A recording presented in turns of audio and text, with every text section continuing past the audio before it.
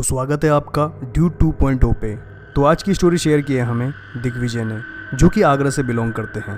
तो चलिए शुरू करते हैं आज की पबजी हॉरर स्टोरी।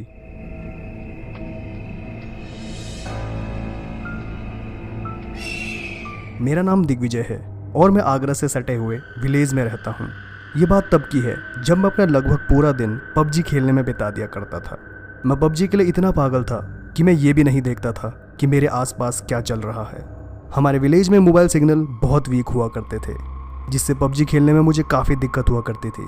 इसलिए मैं और मेरे 3 दोस्त पबजी खेलने के लिए गांव से थोड़ा दूर एक छोटे से टूटे फूटे खंडर टाइप के पुराने मकान में खेलने जाया करते थे, जहां ये कहा जाता था कि 1995 में ये मकान किसी बुजुर्ग दंपति का हुआ करता था, जिनका किसी कारणवश यहाँ डेथ हो गई थी और उनका जितना भी सामान वगैरह था उसे लोग ले गए।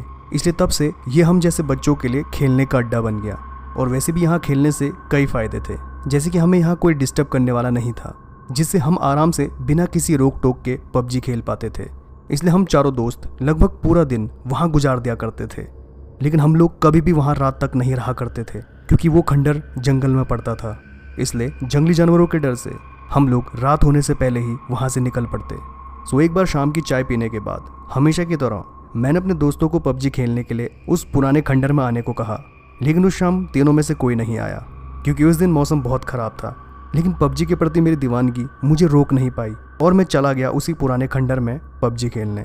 शाम के करीब 5 बजे मैं खंडर पहुंच चुका था और हमेशा की तरह अपने कानों में ईयरफोन लगा के पबजी खेलने में लग गया। करीब 4 राउंड में लगातार चिकन डिनर मिलने से मेरी खुशी का ठिकाना न था। इसलिए जब मैंने अपनी नज़र स्क्रीन से हटाई तो पता चला कि चारों तरफ अंधेरा हो चुका था और टाइम करीब 7:30 बज चुका था।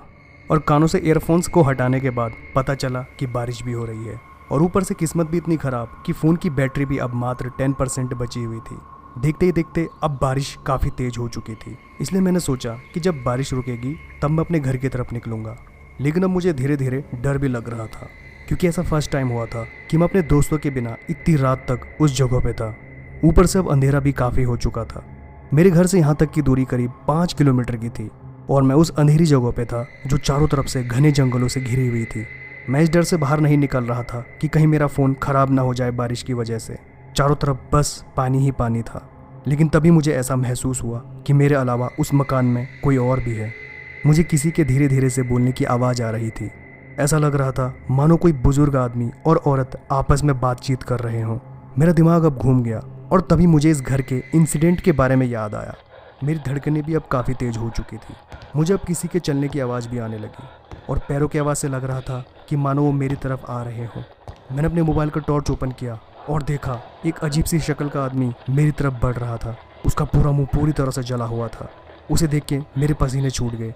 इसलिए मैंने न आओ देखा न ताओ और मैं चिल्लाते हुए दौड़ पड़ा अपने घर की तरफ। मैं जैसे तैसे कर अपने घर पहुँचा, तब जाके जान में जान आई और कसम खाई कि अब से कभी भी नहीं जाऊँगा उस पुराने टूटे फूटे घर की तरफ।